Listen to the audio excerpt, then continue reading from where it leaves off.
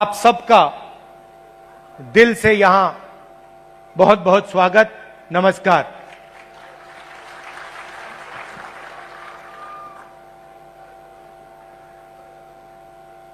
संदीप दीक्षित जो शीला जी के बेटे हैं, वो एक पॉडकास्ट, आजकल पॉडकास्ट चलती है ना, वो एक पॉडकास्ट बनाते हैं। तो उन्होंने मुझसे कहा कि मैं उनके पॉडकास्ट पे जाऊं। बातचीत होती है, वीडियोग्राफी होती है, फिर उसको मतलब यूट्यूब पे डाला जाता है। तो मैं गया और उन्होंने मुझसे सवाल पूछा कि आपके परदादा नेहरू जी क्या थे? प्रधानमंत्री थे, नेता थे, स्वतंत्रता के लिए लड़े थे। आपके मुताबिक आपके परदादा क्या थे और आप उनसे क्या सीखे? कमरे में नेहरू जी की फोटो थी,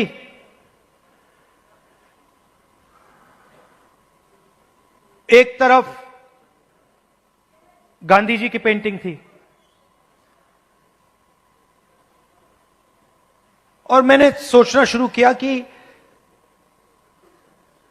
मेरे जो परदादा नेहरू जी थे वो असलियत में क्या थे। और दोनों फोटो को मैं देख रहा था और मेरे दिमाग में बात आई कि ये दोनों जो लोग थे, जवाहरलाल नेहरू और महात्मा गांधी, ये दोनों सच्चाई से मोहब्बत करते थे।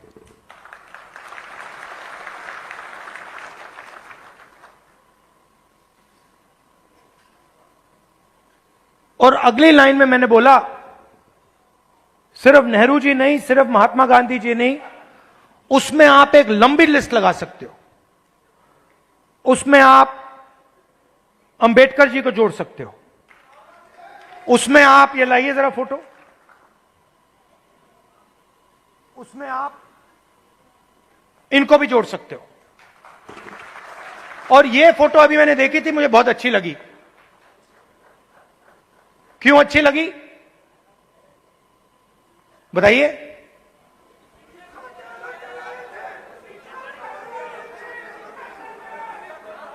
क्योंकि जो इनकी पत्नी है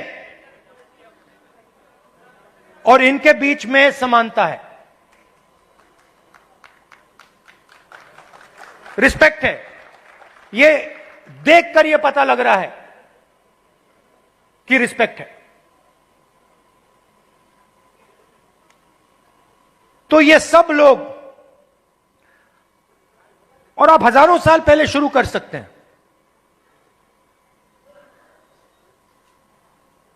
बुद्ध भगवान सच्चाई से मोहब्बत करते थे, सच्चाई से दूर नहीं जा सकते थे।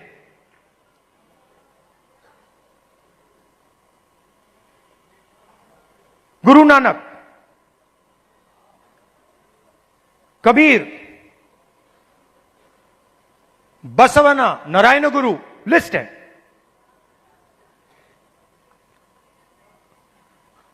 तो लोग मुझे कहते हैं कि ये संविधान 1947 में लिखा गया था, और मैं उनसे कहता हूं नहीं, यह संविधान हजारों साल पुराना है। और इस किताब के अंदर अंबेडकर जी की सोच, फूले जी की सोच, गांधी जी, नेहरू जी, गुरु नानक जी, कबीर, जिन लोगों को हिंदुस्तान मानता है और रिस्पेक्ट करता है, उनकी सोच इसके अंदर है। तो जब मैं इस किताब को, और जब आप इस किताब को ऐसे पकड़ते हो, आप 70-80 साल पुरानी किताब को नहीं पकड़ रहे हो, आप हजारों साल पुरानी विचारधारा की रक्षा कर रहे हो।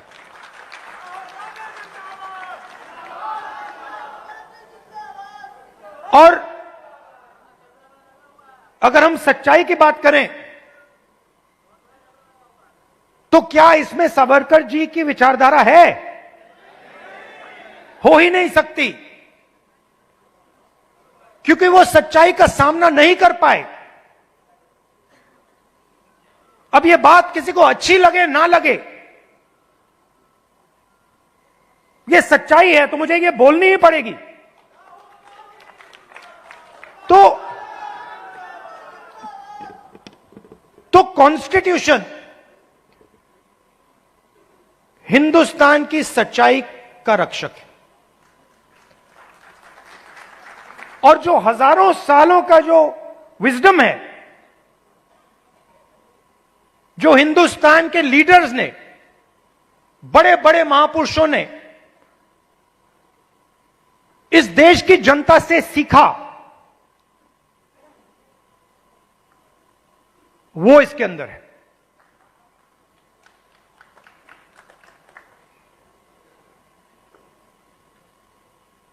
अंबेडकर जी ने दलितों की लड़ाई लड़ी, दलितों के लिए लड़ाई लड़े। सिखाया किसने? सिखाया देश के दलितों ने। जो देश के दलितों के अंदर दर्द था, उस दर्द को अंबेडकर जी समझे, उस दुख को अंबेडकर जी समझे, उस सच्चाई को अंबेडकर जी समझे, और उस सच्चाई के लिए अंबेडकर जी लड़े। इसीलिए महात्मा गांधी की autobiography my experiments with truth, Mahatma Gandhi की autobiography my experiment with lies नहीं थी, जो शायद मोदी जी लिख पाएंगे। तो सच्चाई की ही लड़ाई चल रही है।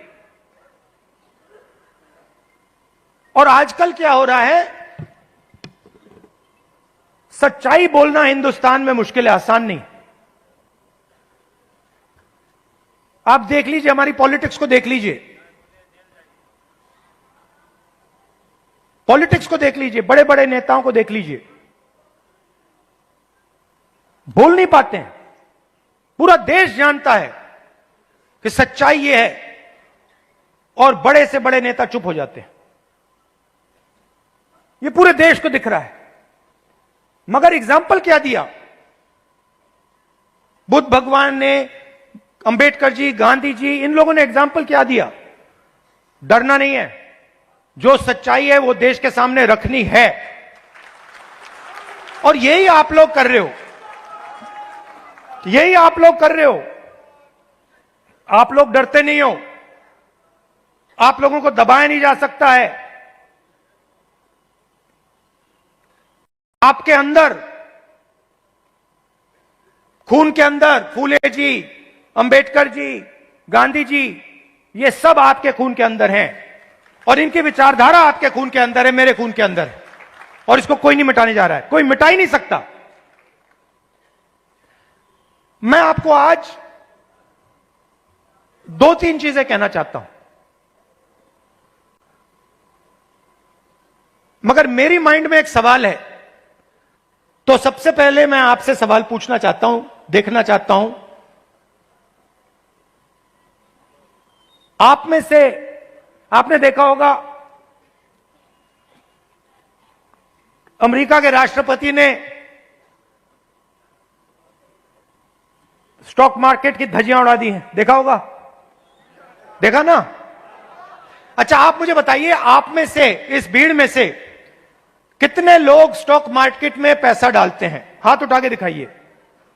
अब ये देखिए, घूम के देखिए, यहां पे 1% से कम लोग स्टॉक मार्केट में पैसा डालते हैं। 1% से कम। अगर यहां 100 लोग हैं तो एक हाथ उठ रहा है। तो ये स्टॉक मार्केट आपका औजार नहीं है। इसमें अनलिमिटेड पैसे बने,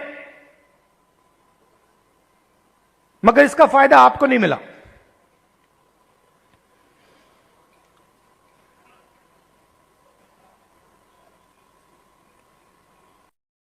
सीधी बात करूं, सीधा बोलूं, ठोक के। हमारे यहां पे केपी सिंह जी हैं। कहां है केपी सिंह जी? आइए आइए। केपी सिंह जी, अब गलत मत मानना जो मैं कहने जा रहा हूं। देखिए, केपी सिंह जी ने कहा, बैठिए बैठिए, आइए। केपी सिंह जी ने कहा कि मैं ऑर्थोपीडिक सर्जन हूं। कहा ना आपने? कहा। कुछ दिन पहले पार्लियामेंट हाउस में डेलीगेशन आया, वहां पे ऐसे ही एक व्यक्ति ने मुझे कहा, मैं आईआईटी का प्रोफेसर हूं। और मैंने उससे यही कहा कि देखिए, मैं कुछ कहना चाहता हूं मगर शायद आपको अच्छा ना लगे, इजाजत है? उन्होंने कहा हां, कह दीजिए। और वही मैं आपसे इजाजत लेना चाहता हूं। इजाजत है? देखिए,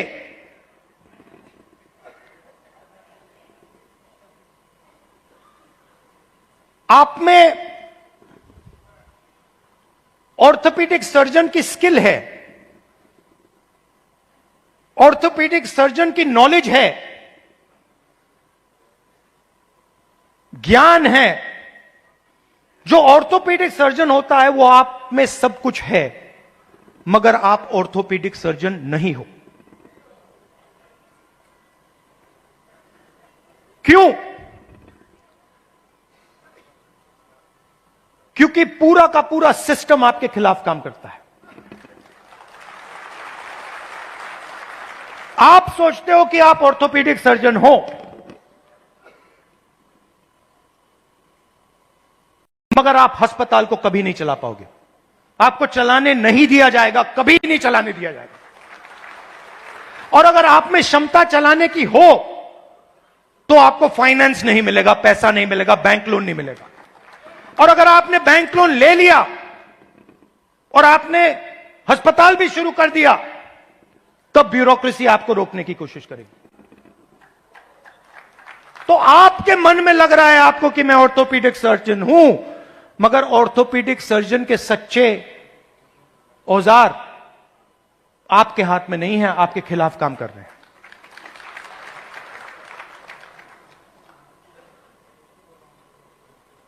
डेलीगेशन में दलित प्रोफेसर ने मुझे कहा कि मैं आईआईटी प्रोफेसर हूं। मैंने उनसे कहा नहीं भैया, आईआईटी प्रोफेसर की पूरी क्वालिफिकेशन आप में है, मगर सिस्टम आपको सच्चा आईआईटी प्रोफेसर नहीं बनने देगा।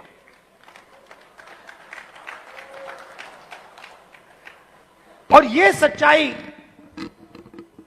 आस्ते आस्ते आस्ते आस्ते मुझे बहुत गहराई से समझ आ गई है।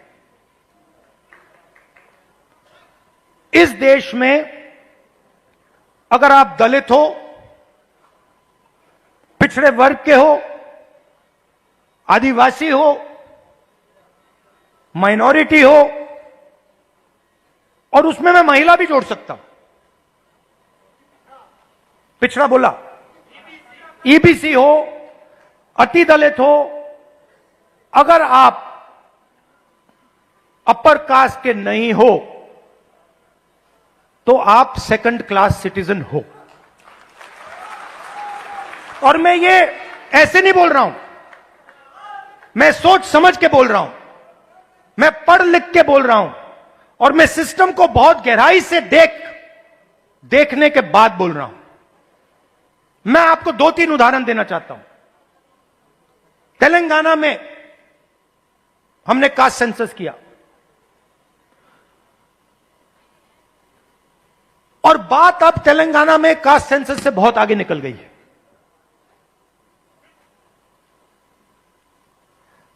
तेलंगाना में हम आपको ऐसा इंफॉर्मेशन दे सकते हैं, सामाजिक इंफॉर्मेशन, कि आप अपने सपने में भी नहीं देख पाओगे। वो कैपेबिलिटी अब तेलंगाना की सरकार के हाथ में है। मैं आपको आज स्टेज से बता सकता हूं कि अगर आप तेलंगाना में देखें और उन लोगों की लिस्ट निकालें जिन्होंने बैंक लोन लिया है,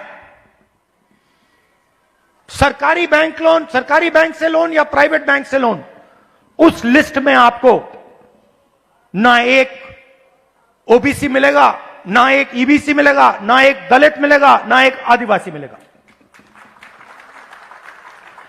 तेलंगाना की सबसे बड़ी कंपनियों की आप लिस्ट निकालिए, उनके मालिकों की लिस्ट निकालिए, उनकी सीईओज की लिस्ट निकालिए। यह सब हम तेलंगाना में अब कर सकते हैं। उनकी मैनेजमेंट टीम की लिस्ट निकालिए, आप हैरान हो जाओगे। मैनेजमेंट में, सीईओ की लिस्ट में, मालिकों की लिस्ट में आपको ईबीसी, ओबीसी, दलित, अति दलित, आदिवासी कहीं नहीं मिलेंगे, है ही नहीं। मैं आपसे नहीं कह रहा हूं कि 5% हैं, मैं आपसे नहीं कह रहा हूं कि 5% हैं, 0 है, 0 है ही नहीं। और आप दूसरे तरफ मजदूरों की लिस्ट निकालो, जो 21वीं सदी के नए मजदूर बने, गिग वर्कर्स, जो उबर चलाते हैं, जो 21वीं सदी की मजदूरी करते हैं, उनकी लिस्ट निकालो। 90% से ज्यादा, 95% दलित, पिछड़ा वर्ग, ईबीसी, आदिवासी, डोमेस्टिक सर्वेंट्स की लिस्ट निकालो। दलित, ओबीसी, ईबीसी, आदिवासी, अति दलित।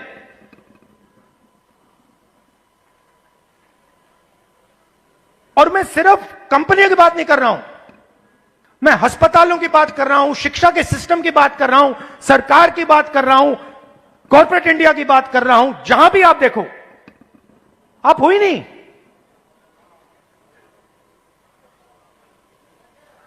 और तेलंगाना में अब वो पूरा का पूरा डेटा हमारे हाथ में है, जो नरेंद्र मोदी जी आपके हाथ नहीं डालना चाहता है। इसीलिए आपने देखा कि जैसे ही हमें वो डेटा दिखा, हमने रिजर्वेशन को बढ़ा दिया।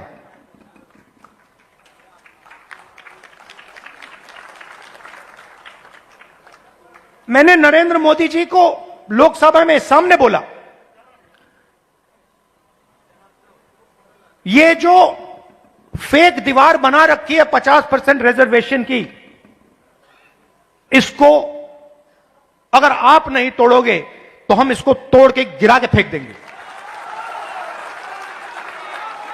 और दूसरी बात, इस देश के दलितों को, पिछड़ों को, ईबीसी, ओबीसी, अति दलित, आदिवासी, गरीब जनरल कास्ट के लोगों को पता लगना चाहिए कि इस देश की सच्चाई क्या है। कि 5%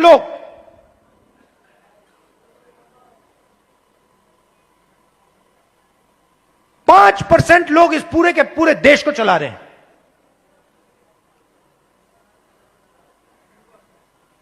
10-15 लोग हैं जिन्होंने पूरे के पूरे कॉर्पोरेट इंडिया को पकड़ रखा है। अदानी, अंबानी, 10 नाम है। और आपका लाखों करोड़ रुपया सीधा आपकी जेब में से उनके जेब में ट्रांसफर होता है। जीएसटी आप देते हो, कर्जा माफ उनका होता है। जीएसटी आप देते हो और ठग से कर्जा माफ उनका होता है।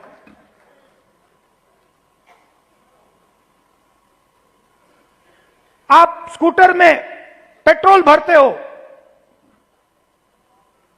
पैसा उनके जेब में जाता है। आप अपने बच्चों को कॉलेज यूनिवर्सिटी भेजते हो, पैसा उनके जेब में जाता है। आप बीमार होते हो, पैसा उनके जेब में जाता है। तो आप सबको घेर के रखा हुआ है, इसलिए आपसे सांस नहीं ली जा रही है।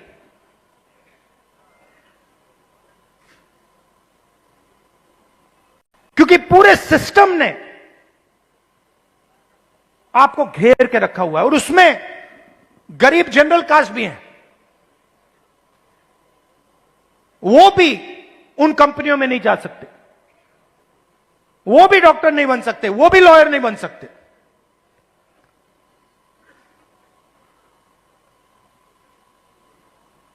मैं छोटा सा उदाहरण देता हूं आपको। सुल्तानपुर में मैं गया,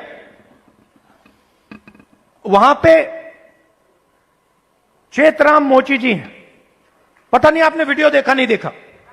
देखा था? तो मेरी दोस्ती हो गई उनसे।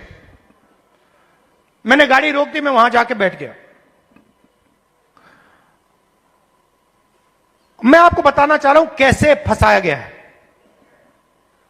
किस प्रकार से फंसा के रखा हुआ है। मैं गया, 40 मिनट में उनके साथ बैठा। मैंने देखा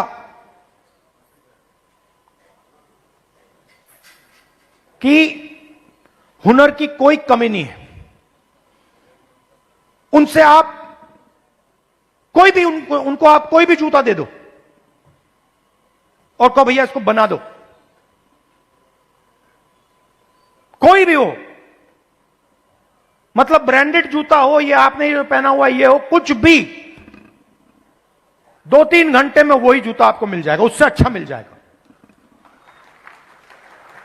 और मैंने उनसे पूछा आप यहां कितने साल से हो? कहते हैं 40 साल से हूं राहुल जी, 40 साल। फिर मुझे देख के कहते हैं राहुल जी ये मेरा बेटा है, अब ये यहां मेरे साथ काम नहीं करना चाहता। तो मैंने कहा क्यों? और फिर सिर नीचे करके कहते हैं कि राहुल जी 40 साल में मुझे किसी ने इज्जत नहीं दी। एक ही आदमी ने, मेरे पिता ने मुझे रिस्पेक्ट और इज्जत दी थी। मैं यहां आता हूं, सुबह आता हूं, दिन भर काम करता हूं, घर चला जाता हूं। 40 साल में मुझे एक व्यक्ति ने इज्जत नहीं दी। अकेले काम कर रहे थे, बेटा कह रहा था मुझे नहीं करना काम, मैं जा रहा हूं, मैं नौकरी करूंगा। मैंने उनसे पूछा, मैंने कहा एक बात बताइए, अगर आप अपने काम को थोड़ा इंप्रूव करना चाहते हो तो आप क्या कदम लोगे? एकदम उन्होंने मुझे बोला कि देखिए राहुल जी, मैंने एक मशीन है, मैंने उसकी फोटो देखी थी, अगर वो मशीन मुझे मिल जाए तो मेरा काम डबल हो जाएगा ऐसे ही। तो हमने क्या किया, बहुत महंगी मशीन नहीं थी, हमने किसी राजनेता से वो मशीन डोनेट करा दी और उनको हमने मशीन दे दी। नहीं अभी ताली मत बजाइए, अभी ठहर जाइए, ताली बजाने की बात अभी आ रही है। 3 महीने बाद मुझे फोन आता है,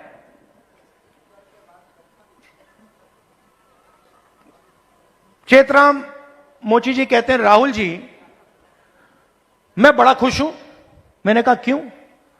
कहते हैं राहुल जी मेरी अब 2 दुकानें हैं, 10 लोग मेरे लिए काम करते हैं।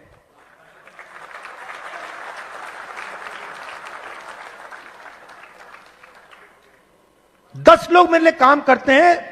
मेरी 2 दुकानें हो गई हैं। मुझे लग रहा है इस मशीन से कि मैं 4-5 दुकानें खोल पाऊंगा। अब चेतराम मोची ने मुझे एक और बात बोली। जब मैं उनके साथ बैठा था, मुझे बोला, राहुल जी,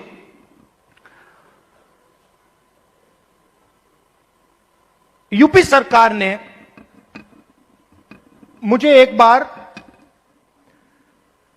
ट्रेनिंग पे बुलाया।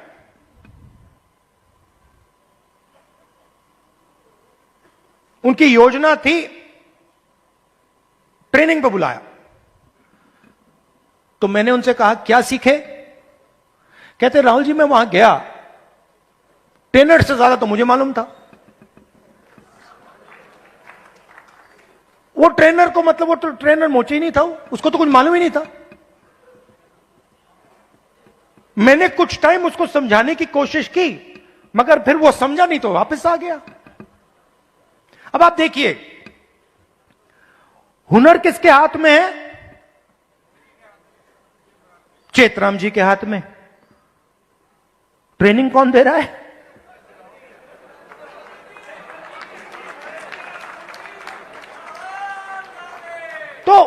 तो बात समझिए, क्यों? क्योंकि ट्रेनिंग का नेटवर्क कंट्रोल में है। मशीन क्यों नहीं मिल रही? बैंक का सिस्टम कंट्रोल में है।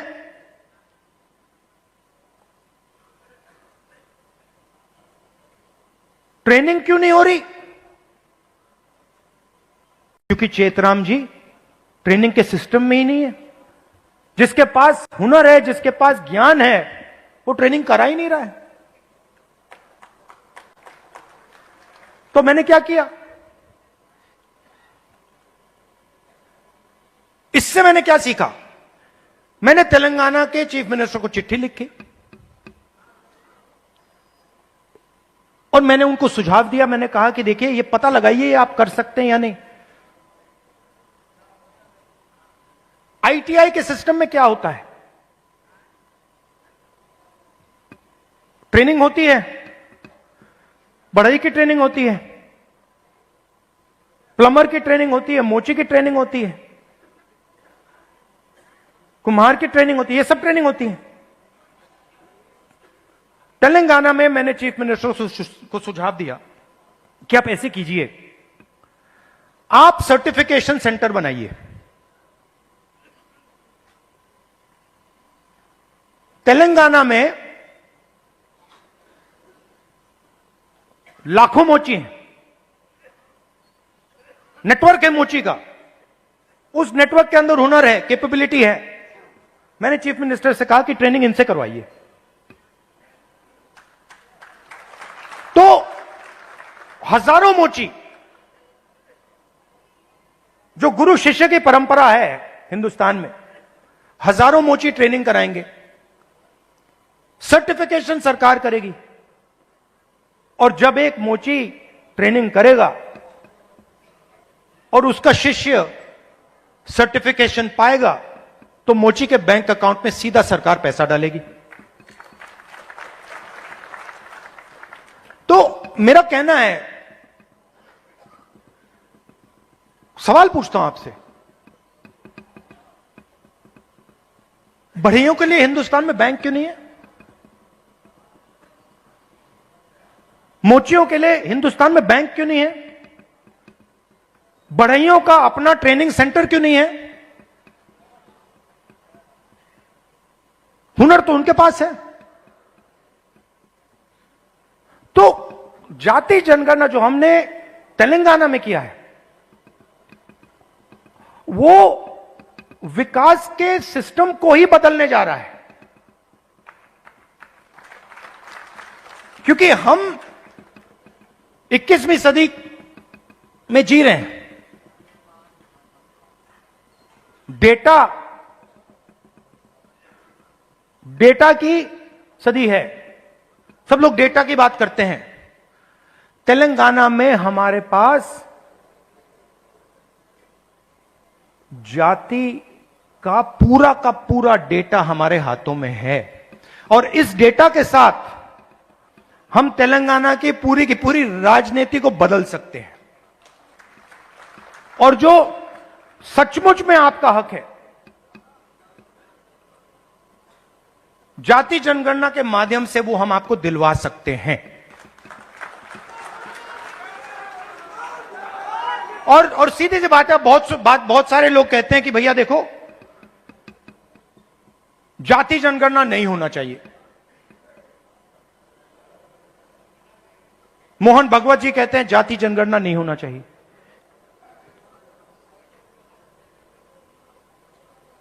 अगर आपको चोट लगती है, आप अस्पताल जाते हो, कभी आपसे डॉक्टर कहता है भैया एक्सरे मत करो। एक्सरे से कोई नुकसान थोड़ी होता है, एक्सरे से सच्चाई पता लगती है। वही हम कर रहे हैं, एक प्रकार से हम सामाजिक एक्सरे कर रहे हैं कि भैया सच्चाई क्या है, किसके पास कितना धन है, कौन कहां बैठा है, ब्यूरोक्रेसी में कितने लोग हैं, गरीब लोग कितने घुस पा रहे हैं,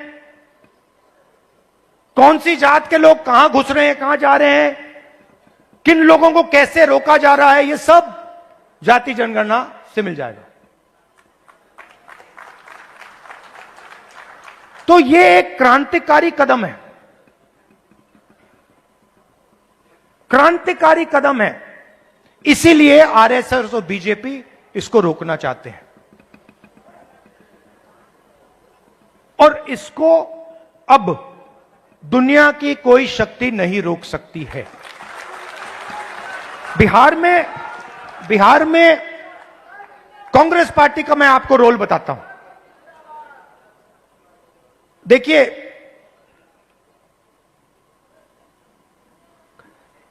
कांग्रेस पार्टी की जिम्मेदारी, गठबंधन की जिम्मेदारी, जो गरीब लोग हैं, जो कमजोर लोग हैं, ईबीसी, ओबीसी, दलित, महादलित, गरीब जनरल कास्ट के लोग, इन सब को जोड़कर, इन सबको जगह देकर, इज्जत देकर, रिस्पेक्ट देकर आगे बढ़ने का काम कांग्रेस पार्टी का।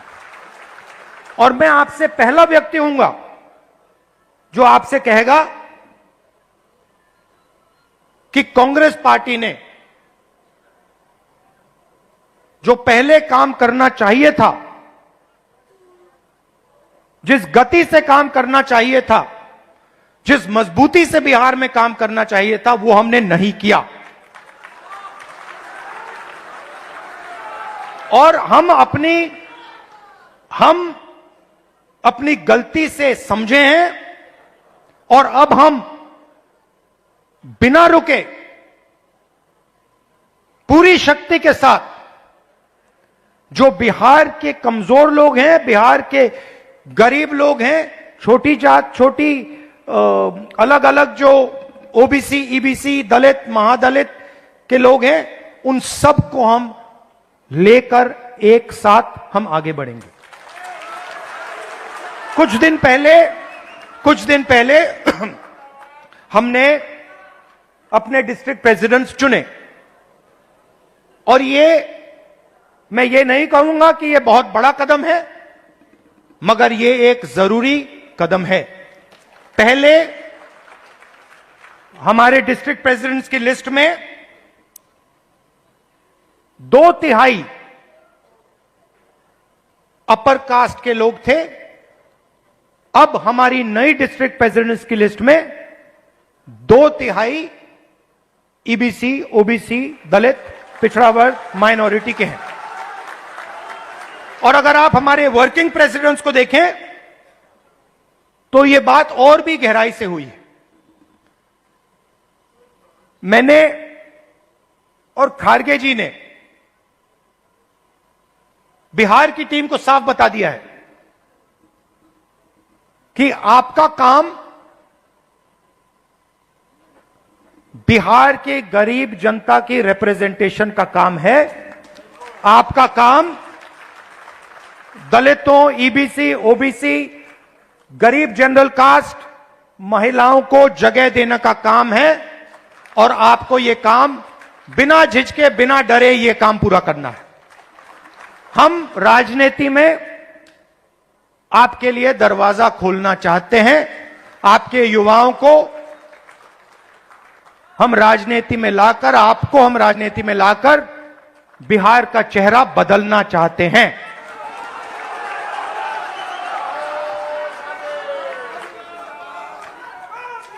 जो बिहार में हुआ है, जो आज बिहार में हो रहा है, जो एनडीए की सरकार बिहार में कर रही है, चुने हुए अरबपतियों की राजनीति चल रही है, अदानी अंबानी की राजनीति चल रही है, उससे हम लड़ रहे हैं और उसको हम हराने जा रहे हैं। और हम जानते हैं कि इस देश को बिहार की जनता डायरेक्शन देती है।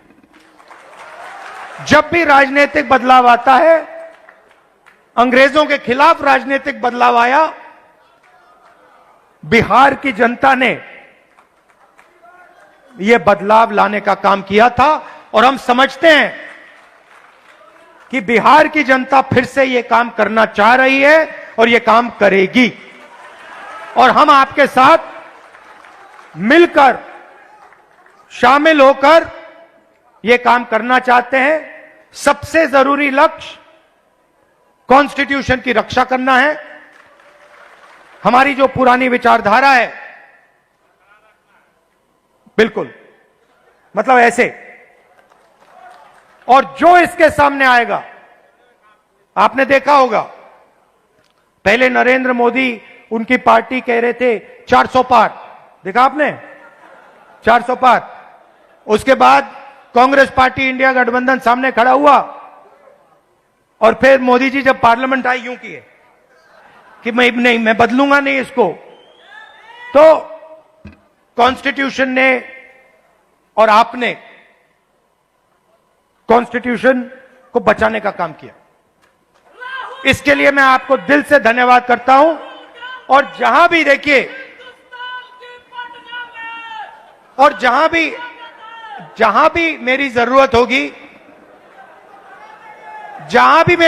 होगी, बिहार के कोने कोने में, हिंदुस्तान के कोने कोने में आप मुझे बुलाओ, मैं हाजिर हो जाऊंगा। आपकी लड़ाई मेरी लड़ाई है।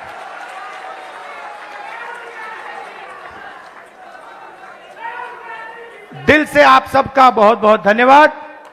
नमस्कार, जय हिंद।